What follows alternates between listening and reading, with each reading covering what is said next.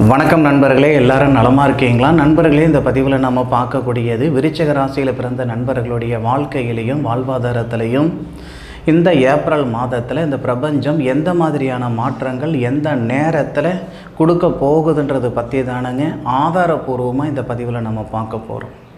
அதுபோக இந்த பதிவில் நான் சொல்லக்கூடிய விஷயங்கள் எல்லாருக்கும் புரியும்படியாக, ஜோதிடர்களுக்கு மட்டுமே இல்லை, எல்லாருக்கும் புரியும்படியாக ரொம்ப டீட்டெயிலாக ஆதாரபூர்வமாக நம்ம பார்க்க போகிறோம். இப்போ ஏப்ரல் மாதம் 1ஆம் தேதி பிறந்தது திங்கட்கிழமை மூலம் நட்சத்திரம்னு சொல்லக்கூடிய அனுமான் பிறந்த நட்சத்திரத்தில் முதல் பாதம் 240 டிகிரி தனுசு ராசி தனுசு லக்னத்தில் தான் இந்த மாதம் பிறக்கப்பட்டிருக்கு. அப்போது சூரிய பகவான் அப்படின்றவர் விருச்சிக ராசிக்கு 10வது பாவகத்துக்கு அதிபதி. சொல்லப்போனால் விருச்சிக ராசி நண்பர்களுக்கு மட்டுமே தொழில் ஸ்தானாதிபதி சூரிய பகவானாக வராரு. வேறு எந்த ராசிக்கும் தொழில் ஸ்தானாதிபதி சூரியனாக வரமாட்டார். அப்போது விருச்சிக ராசி நண்பர்களுக்கு அந்த தொழில் ஸ்தானாதிபதி 5வது பாவகத்தில் 13 நாள் இருக்கிறார். பொதுவாக மாத பலன்கள்னால் சூரிய பகவானை கொண்டு மட்டுமே மாத பலன்கள் சொல்லுவாங்க. சூரியன் எந்த பாவகத்தில் வராரு, அது தமிழ் மாதமாக இருக்கட்டும் ஆங்கில மாதமாக இருக்கட்டும், சூரியன் எந்த பாவகத்தில் வராரு, எந்த நட்சத்திரத்தில் இருக்கிறாரு, எத்தனை நாள் வரைக்கும் அந்த நட்சத்திரத்தில் இருக்கிறாரு, அதுக்கு தகுந்த மாதிரியான பலன்கள் தான் அந்த மாதத்தில் அந்த நபருக்கு ஏற்படும். இப்போ விருச்சிக ராசிக்கு தான் நம்ம பலன் பார்க்குறோமே தவிர விருச்சிக ராசியில் பிறந்த எல்லாருக்கும் இதுதான் நடக்கும் அப்படின்னால தீர்மானமும் நம்மளால் சொல்ல முடியாது. ஏன்னா ஒவ்வொருத்தருடைய ஜாதகத்திலையும் ஒவ்வொரு விதமான கிரக அமைப்புகள் இருக்க தான் செய்யுது. இது கோச்சார பலன்கள், கோள்கள் சார பலன்கள். சூரியன் மட்டும் கிடையாது, மற்ற 9 கிரகங்களும். இப்போது நமக்கு காலச்சக்கரத்தின் முதல் பாவகன் சொல்லக்கூடிய இடம் மேஷம். அந்த மேஷத்தில் புதன் 2 டிகிரியில் அசுவனி நட்சத்திரம் முதல் பாதத்தில் ஏப்ரல் மாதம் தொடக்கத்தில் இருக்கார், வக்ரத்தில் இருக்கார். விருச்சிக ராசிக்கு 11வது பாவகத்துக்கு அதிபதி. தனஸ்தானாதிபதினு சொல்லக்கூடிய குரு 6வது பாவகத்தில் கிட்டத்தட்ட ஒரு 10 மாத காலமாக இருக்கிறார். குரு பரணி நட்சத்திரம் 3வது பாதத்தில் 23 டிகிரியில் இப்போ இருக்கிறார். 10 மாதமாக பரணி நட்சத்திரத்தில் அவர் இல்லை. இந்த நேரத்தில் நான் பலன் சொல்கிற நேரத்தில் பரணி நட்சத்திரம் 3வது பாதம் 23 டிகிரியில் இருக்கார். அப்போது அசுவினி நட்சத்திரத்தில் குரு வரும்போது வேறு மாதிரியான பலன்கள் கொடுத்துருப்பாரு, பரணி நட்சத்திரம் முதல் பாதத்தில் இருக்கும்போது வேறு மாதிரியான பலன்கள் கொடுத்துருப்பாரு. இப்போ பரணி நட்சத்திரம் 3வது பாதத்தில் 23 டிகிரியில் இருக்கிறார்னா அந்த 23 டிகிரிக்கு தகுந்த மாதிரிய பலன்கள் தான் அந்த குரு கொடுப்பார். ஒரு பாவகத்தில் இருக்கிற கிரகம் ஒரே மாதிரியான பலன்கள் சத்தியமாக தரமாட்டார். மாற்றங்கள் கண்டிப்பாக இருக்க தான் செய்யும். அதுபோக விருச்சிக ராசிக்கு 11வது பாவகத்தில் இந்த மாத தொடக்கத்தில் கேது பகவான் இருக்கார். கேது பகவான் அஸ்த நட்சத்திரம் 4வது பாதத்தில் 171 டிகிரியில் இருப்பார். தனசில் சந்திரன் லக்னம், அதுபோக கும்பத்தில் விருச்சிக ராசிக்கு 4வது பாவகத்தில் விருச்சிக ராசியாதிபதினு சொல்லக்கூடிய செவ்வாய் 312 டிகிரியில் சதய நட்சத்திரம் 2வது பாதத்தில் கூட இருக்கக்கூடிய சனி பகவான் 319 டிகிரியில் சதய நட்சத்திரம் 4வது பாதத்தில் விருச்சிக ராசிக்கு 5வது பாவகமான மீனத்தில் சூரியன் 347 டிகிரியில் ரேவதி நட்சத்திரம் முதல் பாதத்தில் கூட இருக்கக்கூடிய ராகு 351 டிகிரியில் ரேவதி நட்சத்திரம் 2வது பாதத்தில் அது கூடவே உங்களுக்கு சுக்கிரன் இருப்பார். சுக்கிரன் 330 டிகிரியில் பூரட்டாதி நட்சத்திரம் 4வது பாதத்தில் இருக்கார்.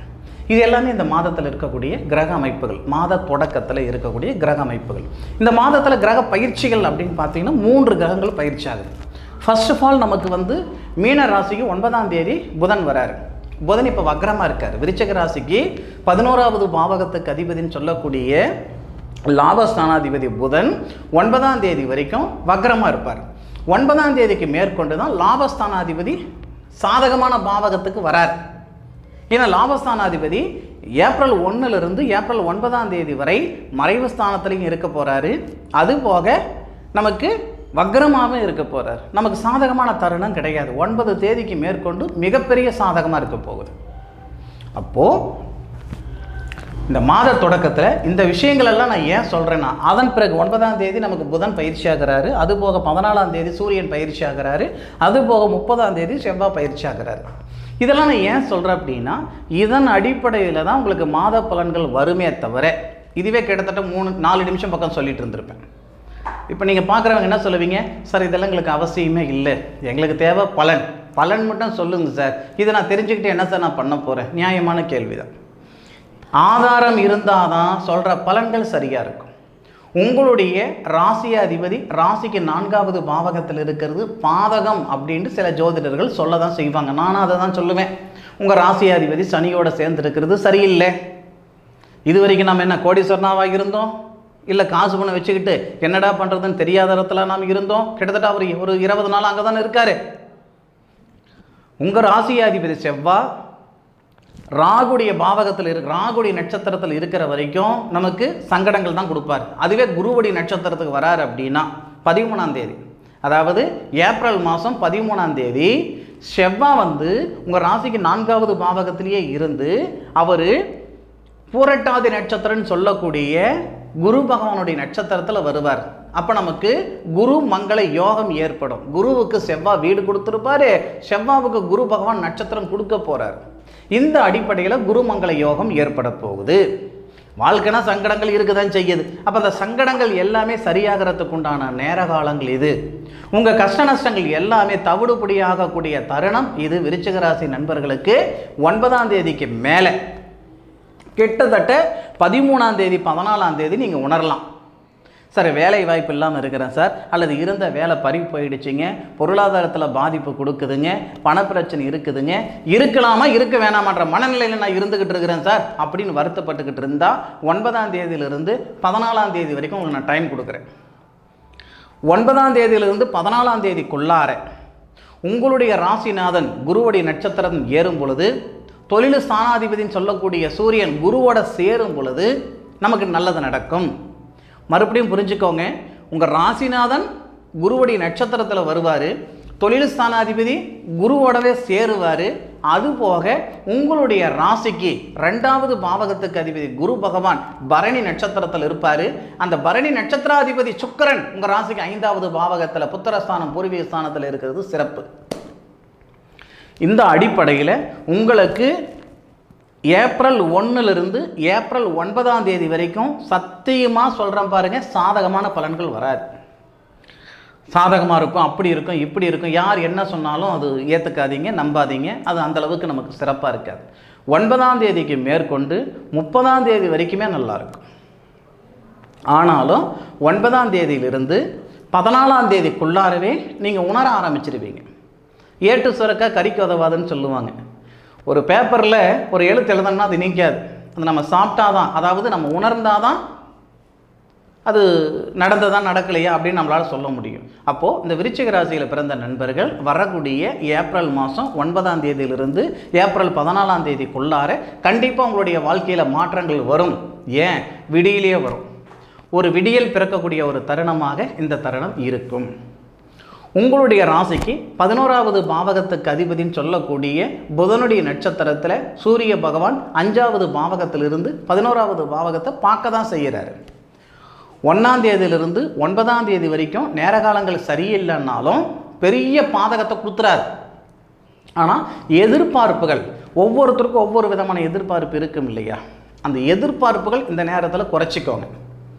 9ஆம் தேதிக்கு மேற்கொண்டு உங்களுடைய ராசிக்கு 10வது பாவகத்துக்கு அதிபதி தொழில் ஸ்தானாதிபதி, 11வது பாவகத்துக்கு அதிபதி செவ்வாய் லாபஸ்தானாதிபதி ஒரே பாவகத்தில் உங்கள் ராசிக்கு 5வது பாவகம் பூர்வ புண்ணியஸ்தானத்தில் புதன் ஆதித்ய யோகமாக வரார். தொழில் ஸ்தானாதிபதி லாபஸ்தானாதிபதி நட்சத்திரத்திலையும் இருப்பார். அதாவது சூரியன் 1ஆம் தேதியிலிருந்து 13ஆம் தேதி வரைக்கும் புதனுடைய நட்சத்திரத்தில் இருப்பார். 9ஆம் தேதினா கிட்டத்தட்ட புதனுடைய நட்சத்திரமான ரேவதி நட்சத்திரம் ஒரு 3வது பாதத்தில் இருப்பாருன்னு வச்சுக்கோங்களேன். அப்போது நமக்கு 347 டிகிரியில் இருக்கிறது ஒரு 7 டிகிரி. அப்போது 354 டிகிரியில் இருக்கக்கூடிய தருணத்தில் சூரியன் தொழில் ஸ்தானாதிபதி இந்த விருச்சிக ராசி நண்பர்களுக்கு நல்லது செய்ய போகிறார். புதுசாக தொழில் ஆரம்பிக்கணும்னு நினச்சா கூட 6ல் குரு இருக்கிறாரே, சங்கடம் வேண்டாம். இந்த நேரம் உங்களுக்கு நல்லா இருக்கும், புதுசாக தொழில் ஆரம்பிங்க. இல்லை இருக்கிற வேலையில் நான் மாற்றங்கள் பண்ணலாம்னு இருக்கிறேன் சார், கிணத்துல போட்ட கல் மாதிரி ஒரே இடத்துல நான் இருந்துக்கிட்டு இருக்கிறேன்னா இடம் மாற்றங்கள் பண்ணலாம், வேலை மாற்றங்கள் பண்ணலாம். கணவன் மனைவிக்குள்ளே இருக்கிற கருத்து வேறுபாடுகளெல்லாம் சரியாகும். முக்கியமாக படித்த படிப்புக்கு உண்டான வேலைகள் வரும். நம்ம நாட்டில் வேலையில் இருக்கிறவங்க சில பேர் இருக்கிறாங்கன்னா வேலைக்காக முயற்சி பண்ணுறவங்க பல பேர் இருக்க தான் செய்கிறாங்க. அப்போது இந்த தருணத்தில் நீங்கள் படித்த படிப்புக்கு உண்டான உத்தியோகமோ அல்லது சுய தொழிலில் ஒரு 4 காசு வருமானம் வர மாதிரியோ ஒரு சூழ்நிலையை எதிர்பார்க்கலாம். 13 தேதியிலிருந்து 26 தேதி வரை சூரிய பகவான் இங்கிட்ட இருக்கு பாருங்கள், இங்கே எழுதியிருக்கேன். 13 தேதியிலிருந்து 27 தேதி வரை அசுவினி நட்சத்திரம்னு சொல்லக்கூடிய கேது பகவானுடைய நட்சத்திரத்தில் சூரியன் வரார். அது நமக்கு சாதகம்தான். என்ன காரணம்னா 10வது பாவகத்துக்கு அதிபதி சூரியன் 6வது பாவகத்தில் மறைஞ்சே இருந்தாலும் 11வது பாவகத்துக்கு அதிபதி 11வது பாவகத்தில் இருக்கக்கூடிய கேதுவுடைய நட்சத்திரத்தில் சூரியன் உச்சமாகிறார். எப்பயுமே சூரியன் உச்சம் ஆகிறார்னா நமக்கு இந்த சித்திரை மாதம் சொல்லுவோம் இல்லைங்களா, அந்த சித்திரை மாதம் முழுவதும் சூரியன் உச்சமாவார். ஆனால் சூரியன் 13 நாள், அந்த சித்திரை மாதம் 1லேருந்து 13 நாள், அப்போ நமக்கு ஏப்ரல் 13லேருந்து ஏப்ரல் 26 தேதி வரை 0 டிகிரியிலிருந்து 13 டிகிரி வரை சூரியன் அசுவினி நட்சத்திரத்தில் வராரு. தொழில் ஸ்தானாதிபதி ஞானகாரகன் சொல்லக்கூடிய கேது பகவானுடைய நட்சத்திரத்தில் வரார். கேது கெட்டவராகவே வச்சுக்கோங்க. ஆனால் நம்ம ராசிக்கு 11வது பாவகத்தில் லாபஸ்தானத்தில் சந்திரனுடைய நட்சத்திரம் வாங்கி நம்ம ராசிக்கு 9வது பாவகத்துக்கு அதிபதி சந்திரனுடைய நட்சத்திரத்தில் கேது பகவான் இருக்கார். 171 டிகிரியில் இருப்பார். அப்போது எண்ணம் சிந்தனை தெளிவாக இருக்கும். எத்தனையோ பேர் எல்லா தகுதி இருந்து இருக்கிற இடம் தெரியாமல் இருப்பாங்க. தகுதியே இல்லாதவங்க எங்கெங்கேயோ இருப்பாங்க, எப்படியோ இருப்பாங்க. ஒரு சிலர் பார்த்திங்கன்னா நிறைய படிச்சிருப்பாங்க, எக்கச்சக்கமாக படிச்சிருப்பாங்க, நல்ல டேலண்டடான ஒரு பர்சனாக இருப்பாங்க, ப்ராட் மைண்டாக இருப்பாங்க. ஆனால் இருக்கிற இடம் தெரியாமல் இருக்கிற நண்பர்கள் நிறைய பேர் இருக்க தான் செய்கிறாங்க. சந்தர்ப்பம் இருந்தால் தானே சார் சச்சின் டெண்டுல்கர்னு சொல்லக்கூடிய நண்பர்கள் நிறைய பேர் இருக்க தானே செய்கிறீங்க. அப்பேற்பட்ட நண்பர்களுக்கு இந்த 13 தேதியிலிருந்து 26 தேதி வரை அந்த 13 நாட்கள் கேது பகவானுடைய நட்சத்திரத்தில் சூரிய பகவான் உச்ச நிலையில் இருந்து உங்கள் ராசிக்கு 12வது பாவகத்தை பார்க்கக்கூடிய தருணம். எண்ணம் சிந்தனை தெளிவாக இருக்கும். உங்களுடைய பேச்சுக்கு முக்கியத்துவம் கொடுப்பாங்க.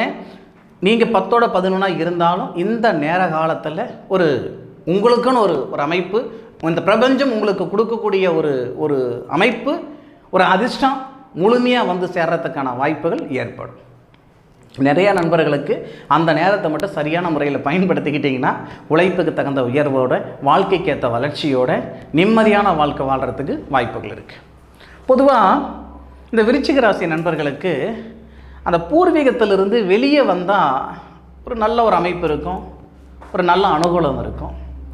பூர்வீகத்திலேருந்து வெளியே வர்றதுக்கு முடியாத பலவிதமான சங்கடங்கள் சில பேருக்கு இருந்துக்கிட்டு இருக்கும்.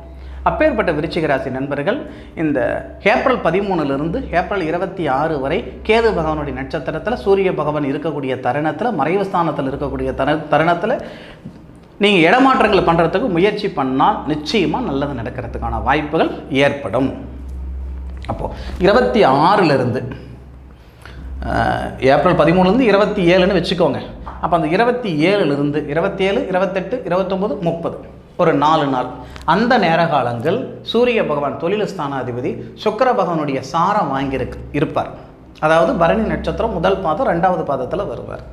கிட்டத்தட்ட நமக்கு 13 டிகிரியில் இருக்கிறவர் 14, 15, 16, 17 டிகிரி வரைக்கும் வருவார்.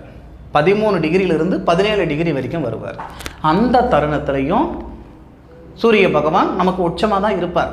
சுக்கிரனுடைய நட்சத்திரம் வாங்கியிருப்பார். சுக்கிரன் நமக்கு திருமண ஸ்தானாதிபதி, அதுபோக விரயஸ்தானாதிபதி, ஐன சுகஸ்தானாதிபதி. நிறைய நண்பர்களுக்கு இந்த நேரம் வந்து திருமணத்தில் இருக்கிற தடைகள் சரிப்படுத்தும். நிறைய நண்பர்களுக்கு.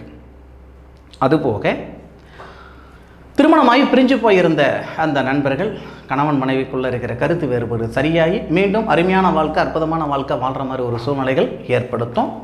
முக்கியமாக புத்திர வளர்ச்சி ஏற்படுத்தும்.